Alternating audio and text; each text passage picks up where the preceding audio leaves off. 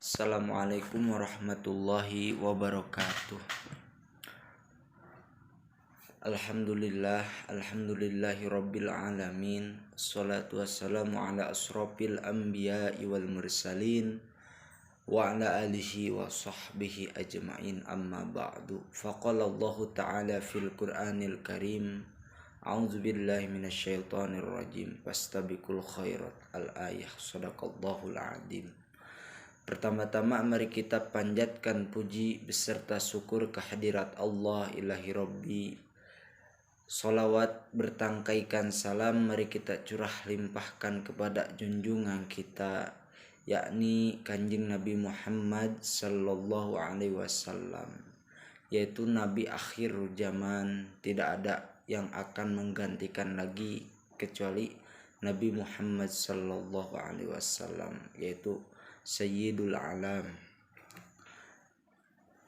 Yang saya hormati kepada Bapak dosen pengantar studi Islam yang telah memberikan saya waktu untuk mempresentasikan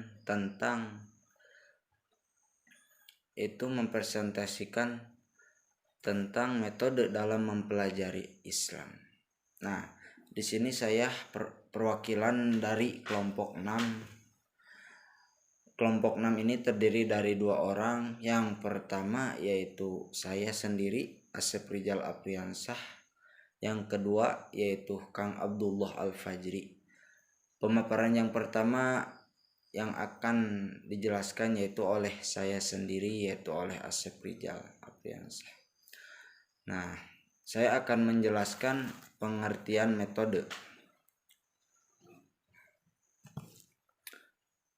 Pengertian metode adalah suatu proses atau cara sistematis yang digunakan untuk mencapai tujuan tertentu dengan efisiensi, biasanya dalam urutan langkah-langkah tetap yang teratur. Kata metode berasal dari kata bahasa Latin dan juga dari Yunani, methodus, yang berasal dari kata meta yang berarti sesudah atau di atas, dan kata hodus yang berarti suatu jalan atau suatu cara. Nah, pengertian yang kedua yaitu metode secara harfiah. Nah, metode secara harfiah ini menggambarkan jalan atau cara suatu totalitas yang akan dicapai atau dibangun. Mendekati suatu bidang secara metodi berarti memahami atau memenuhinya sesuai dengan rencana. Mengatur berbagai kepinginan atau tahapan secara logis dan menghasilkan sebanyak mungkin hubungan. Nah, berdasarkan karakter tersebut, berikut ini karakter metode meliputi 3. Yang pertama, metode merupakan sebuah aktivitas yang relatif mapan yang digunakan oleh suatu kelompok. Nah, yang kedua yaitu terkadang karena suatu terbiasa dan relatif mapan, metode merupakan aktivitas yang sudah menjadi kebiasaan dari suatu kelompok. Yang ketiga, metode yang telah mapan dan menjadi kebiasaan biasanya menjadi tindakan yang logis dan merupakan sebuah proses yang sistematis untuk mencapai tujuan tertentu dengan akurasi dan efisiensi penggunaan sumber daya. Nah, yang kedua yaitu yang akan saya jelaskan, yang kedua kegunaan metodologi. Nah, kegunaan metodologi saat ini fenomena pemahaman keislaman tidak diketahui secara detail karena ditandai oleh keadaan amat variatif. Kita tidak tahu persis apakah kondisi demikian itu merupakan suatu yang alami yang seharusnya diterima sebagai suatu kenyataan untuk diambil hikmahnya, ataukah itu diperlukan adanya standar umum yang perlu diterapkan dan diberlakukan kepada sebagai pemahaman keagamaan yang variatif itu, sehingga walaupun keadaan sangat bervariasi tetapi tidak keluar dari ajaran yang terkandung dalam Al-Quran dan As-Sunnah serta sejalan dengan data historis yang dapat dipertanggungjawabkan keabsahannya. Nah, di sini yaitu menjelaskan kegunaan metodologi. Kegunaan metodologi itu menurut saya sangatlah bermanfaat. Kenapa? Karena kita belajar atau ingin mengetahui apa sih itu ajaran Islam, bagaimana ajaran Islam yang benar. Nah, metode ini kita harus mempertanyakan kepada orang-orang yang ahli dalam bidang-bidang agama seperti ulama-ulama yang ada di Indonesia, contohnya seperti Abuya Muhtadi, Abuya Dimyati, Abuya Syar'i. Itu sangatlah ulama-ulama yang sangat-sangat akan mengetahui bagaimana ajaran Islam yang baik dan benar. Karena pada dasarnya kita seorang agama muslim harus tahu ajaran Islam itu bagaimana. Nah, di dalam Al-Quran dan As-Sunnah juga banyak diterangkan tentang ajaran Islam yang benar.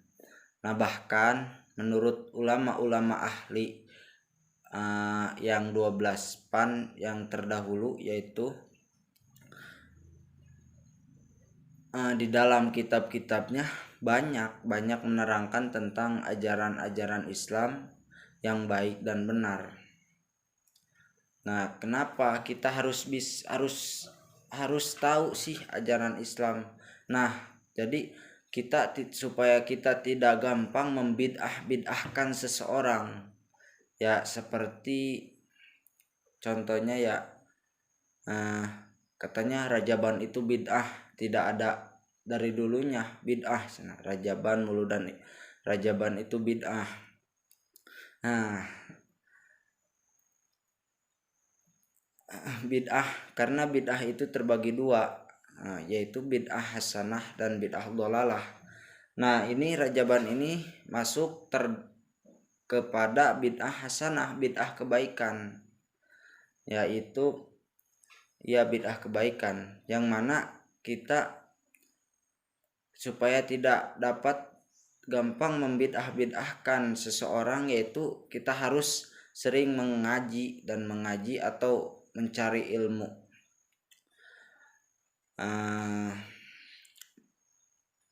Ya harus mencari ilmu, terutama ilmu atau kita dalam kitab-kitab terdahulu, karangan ulama-ulama terdahulu.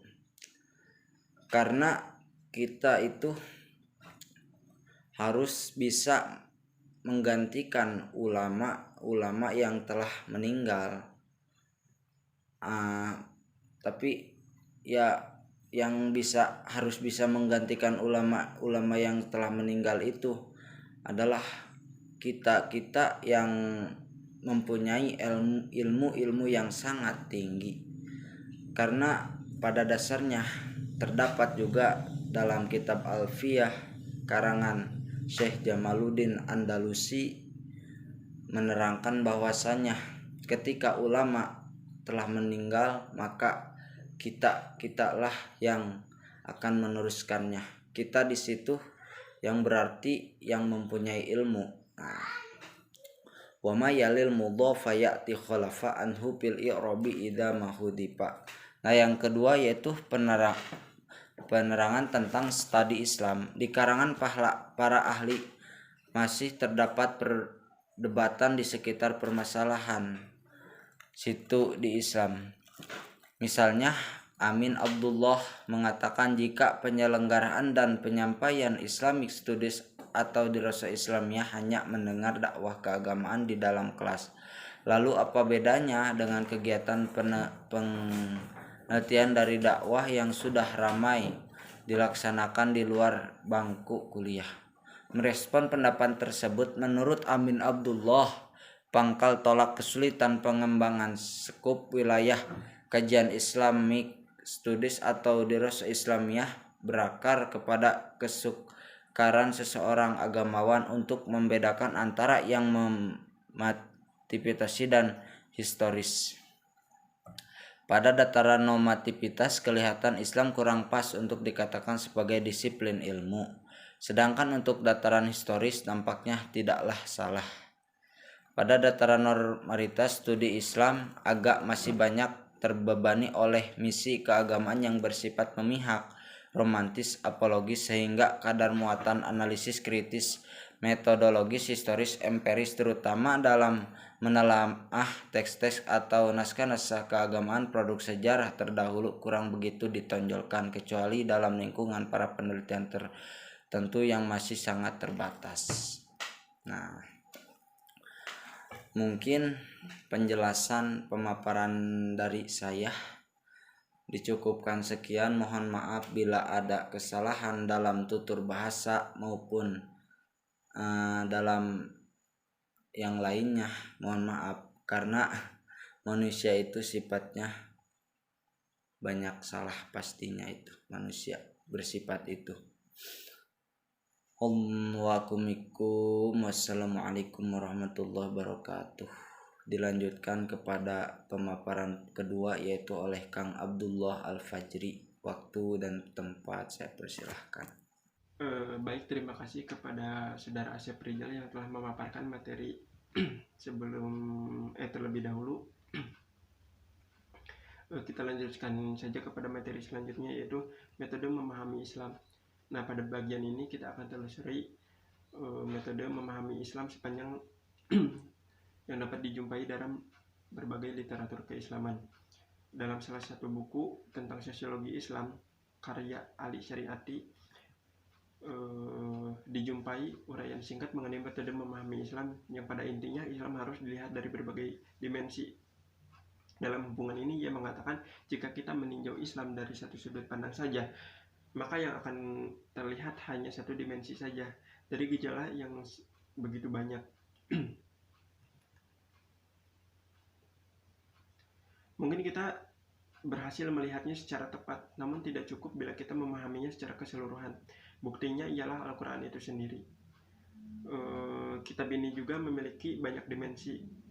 Sebagainya telah dipelajari oleh sarjana-sarjana besar sepanjang sejarah. Satu dimensi misalnya mengandung aspek-aspek linguistik dan sastra Al-Quran. Para sarjana sastra juga telah mempelajarinya secara terperinci. Dimensi lain terdiri atas tema-tema filosofis dan keimanan Al-Quran itu sendiri, yang menjadi bahan pemikiran bagi para filosof dan teolog hari ini. Dimensi Al-Quran lainnya yang belum dikenal ialah dimensi manusiawinya, yang mengandung persoalan historis, sosiologis, dan psikologis. Dimensi ini belum banyak dikenal karena sosiologis, psikologis, dan ilmu-ilmu manusia memang lebih mudah dibandingkan ilmu-ilmu alam. Apalagi ilmu sejarah yang merupakan ilmu yang termudah di dunia. Namun yang dimaksud dengan ilmu sejarah di sini tidak identik dengan historis ataupun buku-buku sejarah yang tergolong dalam buku-buku tertua yang pernah ada. Ali Syariati juga lebih lanjut mengatakan ada berbagai cara untuk memahami Islam. Salah satu cara ialah mengenal Allah dan membandingkan dengan sesembahan agama yang lain. Dengan cara lain, adapun cara lain yaitu mempelajari Al-Quran dan membandingkan dengan kitab-kitab samawi lainnya. Tetapi ada cara lain juga, yaitu dengan mempelajari kepribadian Rasul dalam Islam, membandingkannya dengan tokoh-tokoh besar pembaharu yang yang pernah hidup dalam sejarah. Nah, biasanya ketika kita kecil, ketika kita mulai diajarkan nilai-nilai keislaman, salah satunya yaitu sejarah-sejarah tentang para nabi dan rasul. Jadi contoh kecilnya seperti itu. Dapat dimaklumi juga bahwa melalui perbandingan dapat diketahui kelebihan dan kekurangan yang terdapat di antara yang dibandingkan itu. Namun sebagaimana diketahui bahwa secara akademis suatu perbandingan memerlukan persyaratan tertentu. Perbandingan menghendaki objektivitas, tidak ada pemihakan, blank mind, tidak ada prakonsepsi, dan semacamnya. Hal ini biasanya sulit dilakukan oleh seorang yang meyakini kebenaran suatu agama. Dalam dirinya masih terdapat pemihakan pada agama yang dianutnya. Pendekatan komparasi dalam memahami agama kelihatannya baru akan efektif apabila dilakukan oleh orang yang baru mengenal agama. Jadi seperti itu. Nah, selanjutnya, selain dengan menggunakan pendekatan komparasi, Al-Syari'i juga menawarkan cara memahami Islam melalui pendekatan aliran. Dengan hubungan ini mengatakan bahwa tugas intelektual ini ialah mempelajari dan memahami Islam sebagai aliran pemikir yang membangkitkan kehidupan manusia, perorangan, dan masyarakat.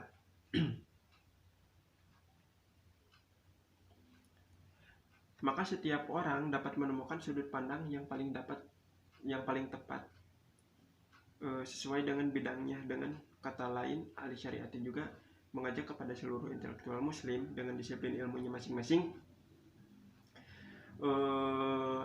agar digunakan sosiologi sebagaimana halnya Al-Syari'ati sendiri. Sejawat budayawan, sastrawan, dan sebagainya dapat menggunakan keahliannya untuk memahami ajaran Islam yang bersumber pada Al-Quran dan Al-Sunnah.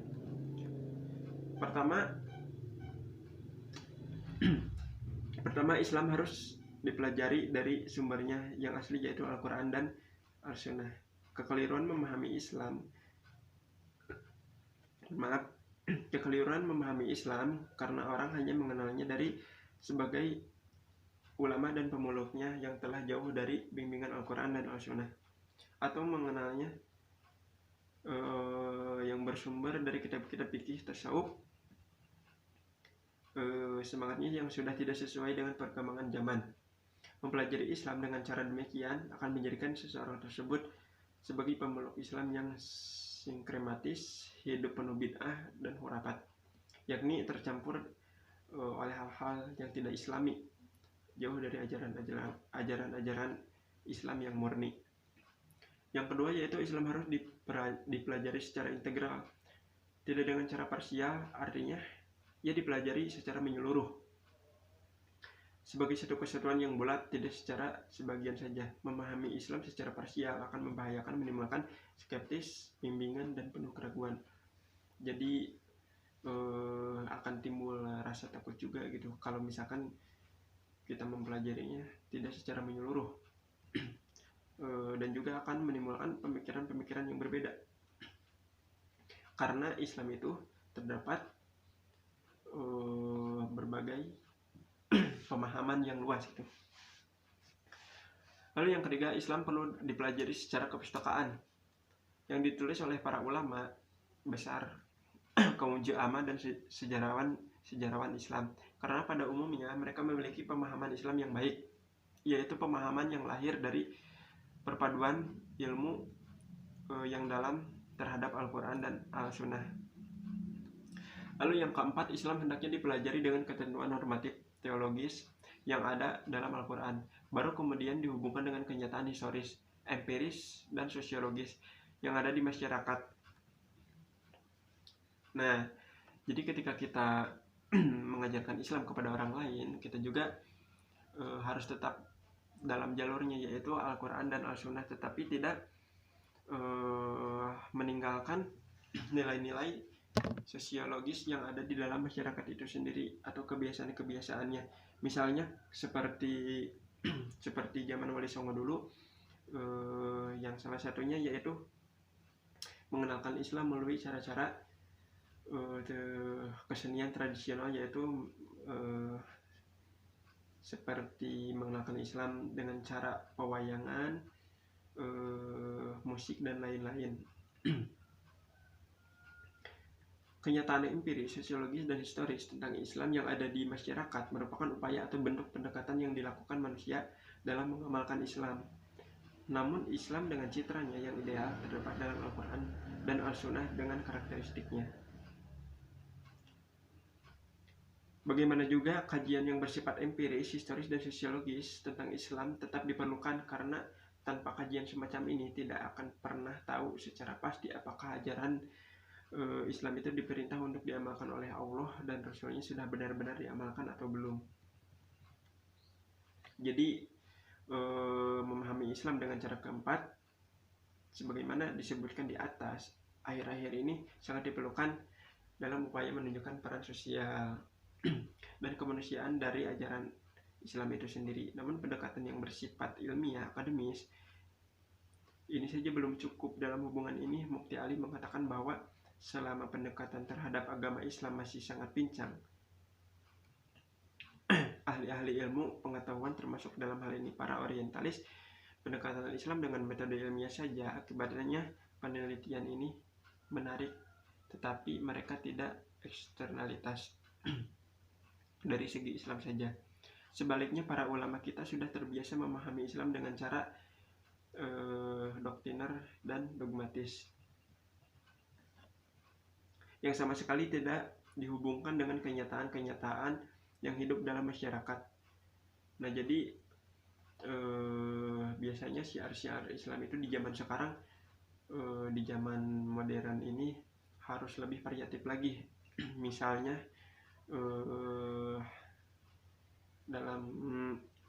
dalam mengenalkan Islam, misalnya dalam mengenalkan Islam melalui media-media, salah satunya televisi ataupun media-media sosial lainnya yang ada di dalam gawai seperti itu.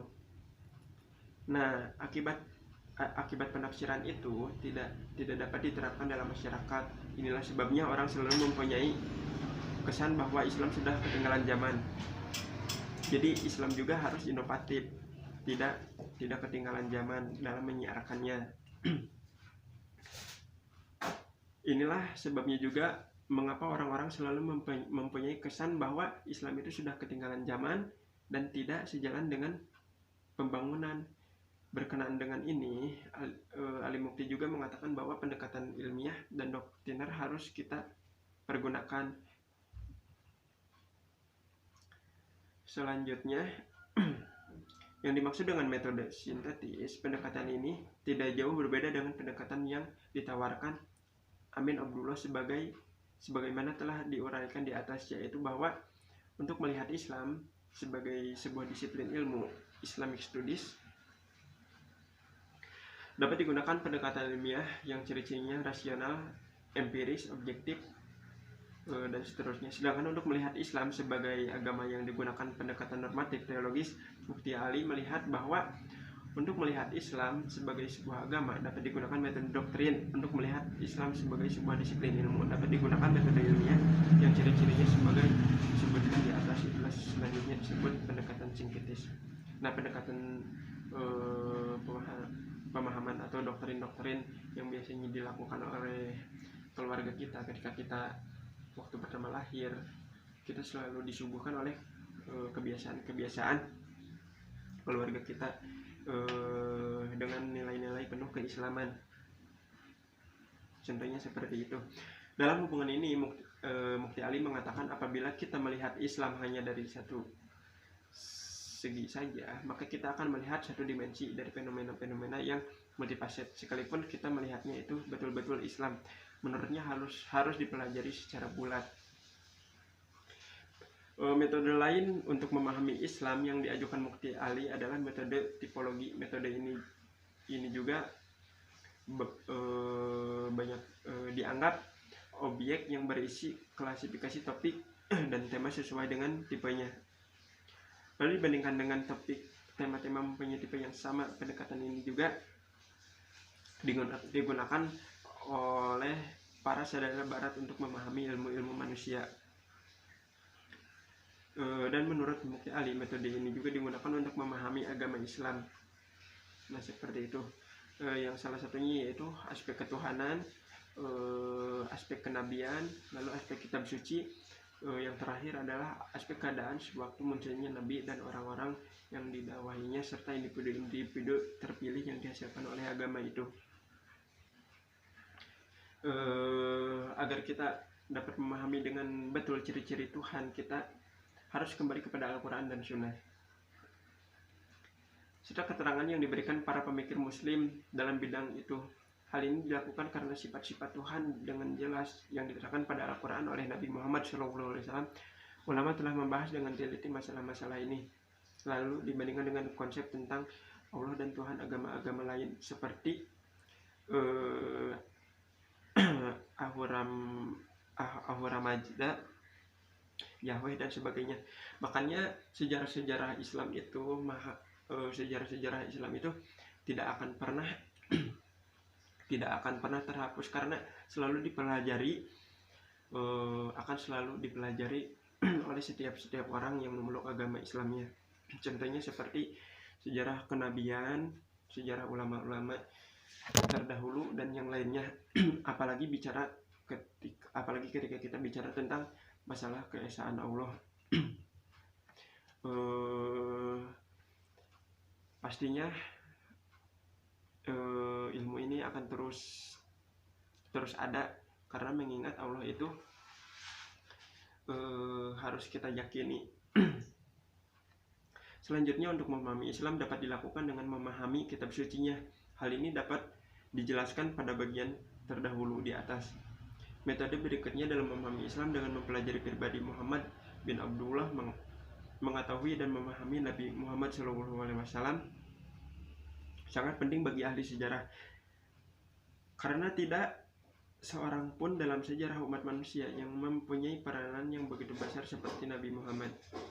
Metode selanjutnya untuk memahami Islam adalah dengan meneliti suasana dan situasi dari di mana Nabi Muhammad bangkit. Misalnya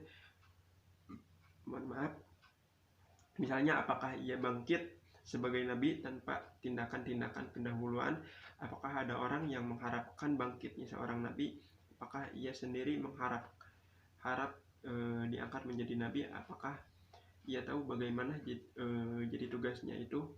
Apakah misalnya itu merupakan suatu beban yang mendesak dan berat terhadap jiwanya?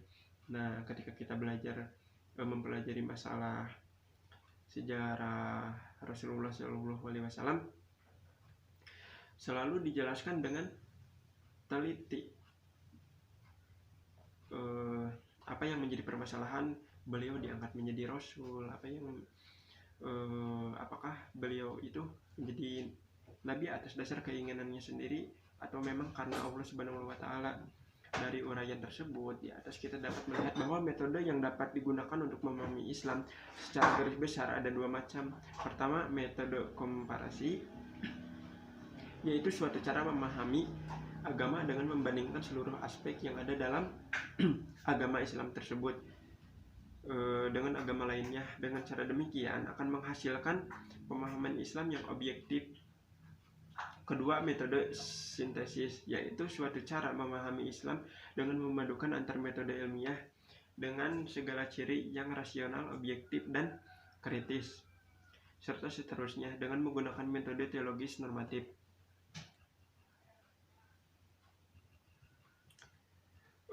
Metode-metode yang digunakan untuk memahami Islam itu suatu saat mungkin dipandang tidak cukup lagi, sehingga diperlukan pendekatan baru yang harus terus digali oleh para pembaharu.